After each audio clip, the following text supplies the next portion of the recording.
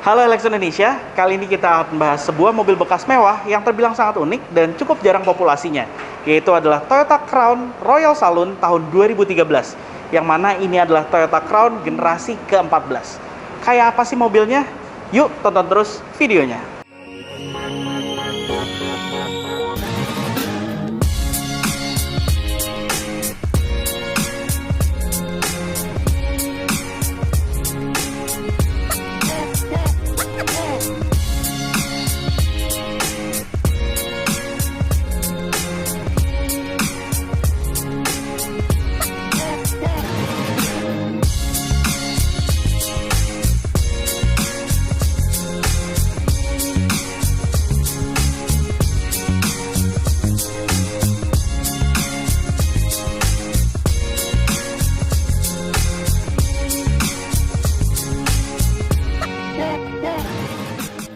Secara penampilan, Crown generasi ke-14 ini berbeda dari sebelum-sebelumnya. Dia terlihat sangat modern sekali, terlihat mewah, dan juga ada unsur sportinya. Tapi memang sebenarnya unsur sporty ini dia lahir lagi dengan versi varian Athlete, namun yang di samping kami ini adalah versi Royal Saloon, yang merupakan versi mewahnya. Jadi sentuhan chrome di berbagai bagian, mulai dari sisi bawah bumper, kemudian di bagian grillnya dengan grill ukuran yang besar, serta logo mahkota khas Crown yang memiliki ukuran besar di sini. Dengan sentuhan chrome di berbagai bilahnya, membuat penampilannya terlihat sangar serta elegan. Kemudian untuk bagian lampunya sendiri, lampunya juga modelnya dia terlihat lebih galak, di mana dia ditanamkan dengan berbagai teknologi, yaitu adalah lampunya sudah berproyektor LED. Kemudian lampu ini pun juga mengikuti arah kendaraan. Pada saat Anda membelokkan setir, dia secara otomatis akan mengikut, serta dia sudah dilengkapi dengan daylight running LED. Kemudian di bagian lampu sennya sendiri ada sebuah lensa, di mana lensanya ada sebuah detail yang unik, yaitu adalah logo Crown di sini di bagian dalamnya. Sebuah detail yang jarang dipikirkan oleh beberapa brand. Kemudian di bagian fog lights-nya sendiri pun, fog lights-nya juga sudah dilengkapi dengan teknologi LED. Jadi modelnya dia ada garis di bagian sisi tengahnya yang membedakan dengan model halogen biasa. Di bagian depan ini juga Anda mendapatkan 4 titik sensor parkir sisi depan, serta ada sebuah kamera di bagian tengah, karena memang mobil ini dilengkapi dengan fitur kamera 360 derajat. Serta tonjolan ini adalah untuk headlight washer yang menjadi fitur standar pada mobil ini. Oke, sekarang kita lihat ke mesinnya. Nah, sekarang kita sampai di bagian mesinnya, di mana sebenarnya Toyota Crown generasi ke-14 ini hadir dengan berbagai pilihan. Bahkan ada versi hybridnya. Namun yang paling umum di tanah air adalah versi 2500 cc-nya, yang mana unit mesinnya ini sama persis seperti Toyota Mark X yang berkode 4GR FSE. Mesin itu berkapasitas 2500 cc, berkonfigurasi V6 yang mampu menghasilkan tenaga 203 PS dengan torsi 243 Nm. Dan tenaganya itu disalurkan ke roda belakang melalui transmisi otomatis 6 percepatan. Anda bisa lihat, untuk bagian mesinnya sendiri terlihat sangat rapi. Seluruh bagiannya tercover dengan plastik rapi di sini, yang membuat penampilannya memang terlihat sangat mewah sekali. Kemudian dia sudah dilengkapi dengan pegas, serta dia sudah dilengkapi dengan peredaman kap mesin. Yang memang mobil ini terasa tenang sekali pada saat mesin menyala sekalipun, dan bahkan pada saat Anda melakukan akselerasi. Jadi untuk soal perawatannya sebenarnya Anda tidak perlu mengkhawatirkannya, karena spare part-nya sendiri sama persis seperti Toyota Mark X yang dimasukkan secara resmi oleh Toyota Indonesia. Sistem pengeremannya pun juga sangat komplit, ABS, EBD, brake assist sebagai standar pada mobil ini. Sekarang kita berada di bagian samping, di mana memang Anda bisa lihat mobil ini punya dimensi yang sangat panjang sekali, dan secara lebar pun juga mobil ini nyaris mirip dengan Mercedes-Benz S-Class. Anda bisa lihat penampilan di bagian sampingnya ini terlihat polos memang, tapi ada beberapa sentuhan chrome, yang mana sentuhan chrome ini memang membuat mobil ini terlihat mewah, bukan terlihat berlebihan. Mulai dari list kacanya, kemudian juga di handle pintunya, sudah tidak ada chrome lainnya. Kemudian di bagian samping ini ada beberapa fitur lainnya, yaitu dia sudah dilengkapi dengan sistem keyless entry, tidak hanya pada bagian pintu driver ataupun pintu penumpang sisi sebelah kiri, tapi pada keempat bagian pintunya. Jadi seluruh bagian pintunya ini sudah dilengkapi dengan sistem keyless entry. Untuk mengunci dan membukanya, Anda hanya tinggal menekan tombol di sini untuk mengunci, dan membukanya dengan menarik tuasnya seperti ini, tanpa harus memencet tombolnya lagi.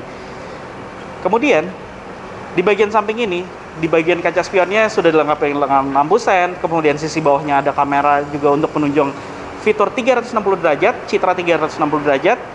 Dan penggunaan peleknya sendiri pun dia menggunakan pelek ukuran ring 17 inci dengan ban 21555. Memang sebenarnya mungkin peleknya ini terlihat agak kekecilan untuk mobil ini karena melihat dari bongsornya bodi dari mobil ini, yang menurut kami mungkin ring 18 atau 19 akan lebih cocok pada mobil ini.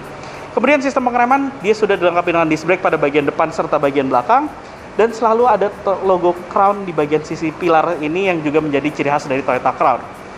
Selain itu, keunikan pada mobil ini adalah kini Toyota Crown juga sudah dilengkapi dengan sistem soft close pada bagian belakang serta di bagian depan sekalipun. Keren ya. Sekarang kita tiba di bagian belakangnya, di mana penampilan dari Toyota Crown generasi ke-14 ini mirip sekali dengan Lexus LS 460. Itu terlihat dari lampu belakangnya yang memiliki desain hampir mirip. Kemudian lampunya ini sudah dilengkapi dengan teknologi LED, di mana untuk lampu rem dan lampu senjanya, tapi untuk lampu sen dan lampu mundurnya masih menggunakan bohlam pijar biasa. Kemudian mobil ini sebenarnya memiliki tampilan kombinasi antara elegan dan juga sporty. Kenapa? Dia memiliki tampilan elegan dikarenakan sentuhan chrome di bagian bawah lampu serta di bagian garnisnya, dan untuk di bagian bawahnya ini seolah-olah seperti ada sebuah diffuser yang menggunakan plastik berwarna hitam, yang memang membuat tampilannya bercampur antara elegan dan juga sporty di bagian sisi bawahnya. Kemudian di bagian tengahnya ini dia dilengkapi dengan lampu fog lights belakang, walaupun di bagian sisi pinggirnya sebenarnya sudah ada sebuah reflektor. Jadi membuat warna merah ini cukup banyak di bagian sisi belakangnya. Nah, sekarang kita akan lihat bagian bagasinya, di mana untuk membuka bagasinya bisa diakses melalui bagian dalam kabin menggunakan sebuah tombol, atau ada tombol di bagian bawah sini, serta ada tombol juga di bagian anak kuncinya. Oke, sekarang sudah terbuka. Dan Anda bisa lihat, dia punya kapasitas bagasi yang sangat besar, mengingat mobil ini memiliki dimensi yang juga sangat besar. Tapi cukup disayangkan adalah material di bagian bagasinya. Material bagasinya ini terbilang cukup murah sekali rasanya. Peredam-peredamnya, kemudian kualitas peredam di bagian kap bagasinya, dan board di bagian bawahnya ini juga cukup terasa murahan sekali di sini. Kemudian di bagian dalam sisi kiri bagasinya ada sebuah tempat penyimpanan, kemudian ban serepnya yang mana dia tidak dilengkapi dengan peredam. Jadi model plat di bagian sasisnya ini terekspos seperti ini. Anda bisa lihat seluruh kabel-kabel terlihat, kemudian juga di sisi sebelah kanan ada amplifier dari audionya juga terlihat. Serta dia menggunakan ban serep space saver, bukan ban serep yang sama persis seperti pelek yang menempel di keempat rodanya. Kemudian dia juga tidak ada tempat untuk peletakan dari toolkitnya, karena memang hanya modelnya tergeletak seperti ini saja, tidak terlihat rapih pada bagian bagasinya. Kemudian yang cukup disayangkan adalah, saya lupa menjelaskan, yaitu bagasinya dia belum dilengkapi dengan sistem power backdoor atau pembukaan secara otomatis. Nah, sekarang kita ada di bagian interior dari Toyota Crown, yang mana ini adalah generasi ke-14, di mana mungkin Anda bisa lihat bahwa dia punya desain dashboard yang terbilang unik, tebal, tapi nggak banyak tombolnya di sini. Jadi benar-benar polos, simple, semuanya memperlihatkan hanya kemewahan di sini. Mulai dari bagian dashboardnya yang memiliki bahan yang cukup halus di sini, tapi memang sebenarnya dia material soft touch, namun tidak terlalu lembut di bagian atas. Kemudian di bagian bawah sini baru terasa sekali, karena ini seperti seolah-olah adalah sebuah kulit yang memiliki jahitan, dan juga dia punya kombinasi warna beige yang sama persis seperti di bagian joknya. Kemudian Anda bisa lihat di bagian bawah sendiri pun ini berlapis kulit yang hampir sama seperti bahan joknya, lengkap dengan jahitan yang ada di bagian sisi dashboard, serta ada sentuhan panel kayu di bagian pinggir, kemudian di tengah, dan juga di bagian door trim, yang mana di bagian door trim ini juga punya dua warna yang sama persis seperti di bagian dashboardnya. Kemudian kenapa nggak ada tombol-tombol di sini? Karena seluruh pengontrolan dari mobil ini dapat dilakukan melalui layar yang ada di bagian tengah ini. Jadi layarnya ini adalah layar sentuh, di mana di sini bermacam-macam hal yang bisa Anda atur. Mulai dari model sistem audionya, jadi audionya sendiri sudah ada radio, kemudian CD, pemutar CD. Kemudian di sini dia juga ada Bluetooth dan ada TV-nya. Tapi memang untuk TV tidak bisa diputar di sini karena frekuensinya berbeda untuk wilayahnya, karena memang mengingat mobil ini datang dari wilayah Jepang, dan radionya sendiri pun juga frekuensinya terbatas hingga maksimal di angka 90 saja. Selain itu, pengaturannya sendiri pun sebenarnya mobil ini sebelumnya pada saat pertama kali datang di tanah air, dia masih full bahasa Jepang, dan ini sudah diatur sehingga dia bisa menggunakan bahasa Inggris. Tapi walaupun sudah diatur menggunakan bahasa Inggris, tidak seluruh tombolnya ini berbahasa Inggris. Jadi tetap ada bahasa Jepangnya dengan huruf-huruf kanjinya. Kemudian selain pengaturan dari audionya sendiri, di sini Anda dapat melakukan berbagai pengaturan, mulai dari pengaturan seperti mobil, yang dimana pengaturan mobil ini ada cukup banyak di sini, mulai dari door lock setting, climate setting, light setting, sama other setting. Ini banyak banget pengaturannya, dan sayangnya memang dari beberapa pengaturannya ini Anda masih ada beberapa bahasa menggunakan bahasa Jepang, jadi tidak bisa seluruhnya Anda melakukan pengaturan yang sesuai dengan keinginan Anda, terkecuali Anda mengerti bahasa Jepang. Kemudian dari layar ini pun juga ada berbagai hal yang bisa Anda mengetahui, mulai dari Anda juga mendapatkan fitur navigasi yang sayangnya tidak bisa berfungsi di tanah air.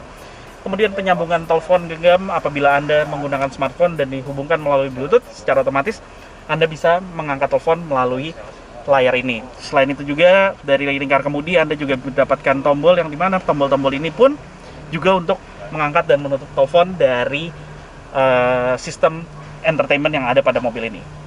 Uniknya lagi adalah pada layar di bagian sisi bawahnya ini adalah pengaturan untuk climate control. Jadi pengaturan climate control ini pun juga keren banget karena apa?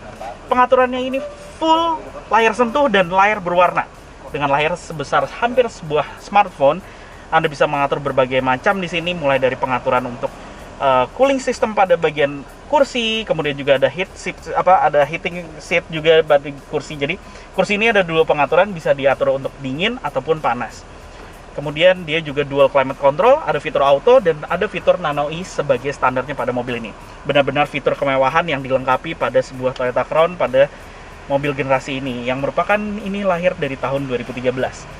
Kemudian di sini juga tombol untuk mematikan traction control pun juga modelnya seperti touchscreen, jadi bisa hanya dengan layar sentuh ini. Dan di bagian bawahnya ini juga ada beberapa tombol yang mana tombol ini dapat mengatur di sini juga. Jadi dia selain berfungsi sebagai sebuah climate control, dia bisa mengatur untuk driving mode-nya. Driving mode-nya ada mode power, kemudian normal, serta eco. Di bagian atasnya pun juga ada berbagai macam lagi, dia pengaturan untuk sensor parkir, kemudian juga di sini ada pengaturan untuk lampu. Banyak banget yang bisa diatur, dan ini adalah pengaturan untuk layarnya sendiri. Apabila Anda ingin pengaturan untuk layarnya agar terlihat lebih redup atau lebih terang. Oke, lanjut lagi ke bagian bawahnya. Di bagian bawah ini ada tombol hazard, kemudian di bagian sisi sebelah kanan pengaturan kembali ke bagian climate control, serta di bagian bawah ini ada slot untuk CD. Jadi CD-nya ini Anda dimungkinkan untuk memainkan audio, kemudian juga DVD sebagai standarnya yang bisa ditonton melalui layar yang berada di bagian tengah. Jadi modelnya benar-benar full layar di sini, tidak ada tombol yang bertebaran di bagian konsol tengahnya. Lanjut, di bagian bawah ini ada tempat penyimpanan kecil di sini, kemudian juga ada slot USB, serta di bagian tengah ini ada dua buah cup holder, dan tuas transmisinya sendiri dia modelnya transmisi otomatis seperti ini yang juga ada mode manualnya. Jadi dengan menggeser ke kanan, ini ada masuk ke mode sport, terus kita tinggal geser maju dan mundur, dia secara otomatis akan masuk ke mode manualnya. Oke, banyak banget yang kita udah jelasin di bagian tengah doang. Sekarang ke instrumen cluster. Instrumen clusternya ini ada berbagai macam hal informasi yang ditampilkan. Untuk pertama-tama dia ada tetap model analog di sini. Di sisi sebelah kiri adalah penunjuk putaran mesin, yang dimana di bagian bawahnya ada penunjuk untuk temperatur mesin. Sedangkan di sebelah kanan adalah penunjuk speedometer, yang di bawahnya ada penunjuk untuk tangki bahan bakar. Dan di bagian tengahnya ini dia ada sebuah layar MID berwarna, full berwarna, hampir sama persis seperti di bagian konsol tengahnya, di mana ada berbagai informasi ditampilkan, mulai dari konsumsi bahan bakar rata-rata yang sayangnya juga berbahasa Jepang, kemudian di situ juga ada temperatur udara luar, kemudian jarak yang bisa ditempuh dari sisa bahan bakar yang ada diberitahukan juga di situ. Kemudian juga ada beberapa hal lainnya, memberikan informasi tentang driving eco-nya, itu diberitahukan juga di situ, dan juga informasi tentang konsumsi bahan bakar rata-rata secara real time. Oke, lanjut lagi. Kemudian di belakang lingkar kemudi ini sisi sebelah kiri adalah tuas pengatur untuk layar kaca depan yang ada fitur autonya, kemudian juga pengatur interval waktunya. Sedangkan di sebelah kanan adalah pengatur untuk lampu sen, lampu utama, dan dia sudah dilengkapi dengan fitur auto, dan juga ada lampu fog lights untuk depan serta lampu fog lights belakang. Di bagian sisi sebelah kanan, di belakang dari tuas lampu sen ini, ada beberapa tombol, di mana tombol-tombol ini adalah tombol untuk wiper, maksud saya pembersih kaca depan, lampu kaca depan, Jadi washer, headlight washer, kemudian juga ada fitur auto high leveling dari si lampu utama, lampu jauhnya secara otomatis akan bisa menyala. Kemudian juga ada, mobil ini dilengkapi dengan fitur kamera 360 derajat. Jadi citra 360 derajat bisa Anda lihat melalui layar di bagian tengah. Jadi ada kamera di bagian spion kiri dan kanan, kemudian juga di bagian belakang, serta di bagian grill depannya. Kemudian di bagian bawahnya ada tombol untuk odometer dan trip meter yang bisa diketahui, dan di sisi sampingnya adalah untuk merubah dari citra terang ataupun gelap dari instrumen clusternya. Lanjut ke sebelah kanan. Di sebelah kanan ada beberapa tombol lagi. Di sini ada tombol untuk pengaturan kaca spion, tombol untuk start stop engine karena mobil ini sudah dilengkapi dengan sistem keyless entry, dan model lingkar kemudinya sendiri mungkin mengingatkan Anda pada Toyota Alphard terbaru. Jadi modelnya sangat mirip. Di sini hanya berbeda adalah logonya menggunakan logo mahkota khas dari Toyota Crown. Sisi sebelah kiri adalah pengaturan audio, yaitu untuk volume, track, dan juga modenya. Dan di bagian belakang lingkar kemudi, mobil ini pun juga sudah dilengkapi dengan tuas untuk pengaturan cruise control. Lanjut di bagian sebelah kanan. Nah, di bagian sebelah kanan ini fitur power window sudah all auto. Kemudian juga ada tombol door lock dan juga tombol memory seat. Jadi dia sudah dilengkapi dengan tombol memory seat. Kemudian pengaturan elektrik seatnya ini full, seluruhnya bisa diatur secara elektrik, dari pengaturan sliding, kemudian juga ke sudut kemiringan sandaran, ketinggian seluruhnya dapat diatur. Ada sisi depan dan belakang secara terpisah. Tapi untuk headrestnya sayangnya dia masih manual seperti ini, jadi model tarik. Anda bisa lihat. Lanjut bagian atas. Di bagian atas nih terlihat sangat mewah karena dia menggunakan bahan sweat di bagian sisi atasnya, dan di sini di konsol tengahnya lagi dari lampu-lampu ini ada banyak tombol, di mana tombol untuk pengaturan sunroof, kemudian juga tombol untuk lampu utama, kemudian juga untuk reading light, dan dia karena untuk versi Jepang ada tombol SOS-nya juga apabila ada masalah, tapi di tanah air ini jelas tidak berfungsi. Kemudian kaca spion tengahnya juga sudah ada fitur auto dimming yang bisa Anda nonaktifkan. Sun visor lengkap dengan cermin dan ada lampu penerangannya. Kemudian sistem keselamatannya sendiri, mobil ini sudah dilengkapi dengan airbag pada pengemudi dan juga penumpang, serta di bagian side airbagnya pun juga sudah dilengkapi sebagai standarnya. Serta seatbelt 3 titik di bagian depan ini dapat Anda atur untuk menyesuaikan dengan postur badan Anda agar terasa nyaman. Dan di konsol tengah ini Anda juga mendapatkan tempat penyimpanan tertutup, ada soket 12 volt di bagian sisi dalamnya. Kemudian laci di sisi sebelah kirinya pun juga sangat besar sekali. Oke, sekarang kita lanjut ke bagian belakang. Nah, sekarang kita duduk di jok baris kedua dari Toyota Crown generasi ke-14 ini, dimana pada saat duduk di belakang, Anda langsung disajikan dengan kenyamanan khas Toyota Crown. Posisi duduk yang nyaman, posisi kaki yang nyaman, legroom yang lega, kemudian headroom yang lega, dan kualitas interior yang yahut di sini. Benar-benar kualitas interiornya mewah, terasa sekali dari kulitnya, seluruh material, terus ada sentuhan kayu yang membuat Anda merasa nyaman di sini. Ditambah lagi Anda bisa mendapatkan sunshade di bagian samping, namun memang masih manual, tapi untuk rear sunshade sudah elektrik. Oke, dari posisi duduk ini Anda bisa lihat, ini legroom saya terasa lega sekali. Ini adalah posisi mengemudi saya. Tadi saya sudah set dengan postur saya 165 cm. Headroom juga terasa lega di sini masih. Kemudian kaki juga tertopang dengan baik di bagian jok belakangnya. Dan yang menarik dari mobil ini adalah pada saat Anda buka armrest, di sini baru ada banyak controller. Di mana ada beberapa controller, yaitu controller untuk jok. Jok ini bisa Anda atur sudut kemiringannya, sisi kiri dan sisi kanan secara terpisah. Dan saya atur ke posisi yang paling rebah. Wah, ini nyaman banget di duduk bagian belakang ini. Kemudian di sini ada tombol untuk sunshade belakang juga yang bisa diatur dari jok belakang. Kita tinggal pencet aja, secara otomatis dia naik. Pengaturan audio juga bisa diatur melalui jok belakang tanpa harus merepotkan penumpang ataupun pengemudi di depan. Dan di bagian belakang ini juga Anda mendapatkan fitur heating seat. Jadi kalau di depan ada fitur selain heating dan juga ada AC di bagian joknya, tapi kalau di belakang hanya ada heated seat saja. Oke. Duduk di bagian belakang ini sayangnya dari Toyota Crown adalah AC di bagian belakang tidak dapat diatur secara terpisah. Jadi AC-nya masih mengikuti dengan bagian depan, bukan climate control yang terpisah untuk di bagian belakang. Ini cukup disayangkan sekali di sini. Kemudian apabila Anda ingin menambah legroom dan tidak ada penumpang di bagian depan, Anda juga dapat dipermudah dengan adanya tombol di bagian sisi samping dari sandarannya ini. elektrik, seluruhnya mulai dari sliding dan juga sudut miringan sandarannya. Kemudian di bagian sisi atas Anda mendapatkan speaker, yang mana memang sebenarnya kualitas audio dari mobil ini dalam keadaan standar sangat bagus sekali. Benar-benar top tanpa harus Anda melakukan upgrade menurut saya. Kemudian di bagian atas Anda juga mendapatkan reading light, dan tempat penyimpanannya cukup banyak. Konsol tengah ada, kemudian back seat pocket, kemudian juga di bagian door pocket ada lagi.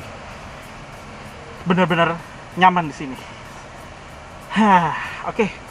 Kemudian seatbelt 3 titik lengkap untuk 3 orang penumpang di bagian tengah. Tapi memang sayangnya tunnel di bagian tengah ini cukup besar karena memang mobil ini berpenggerak roda belakang, otomatis membutuhkan ruang untuk memberikan gerakan ke bagian belakang.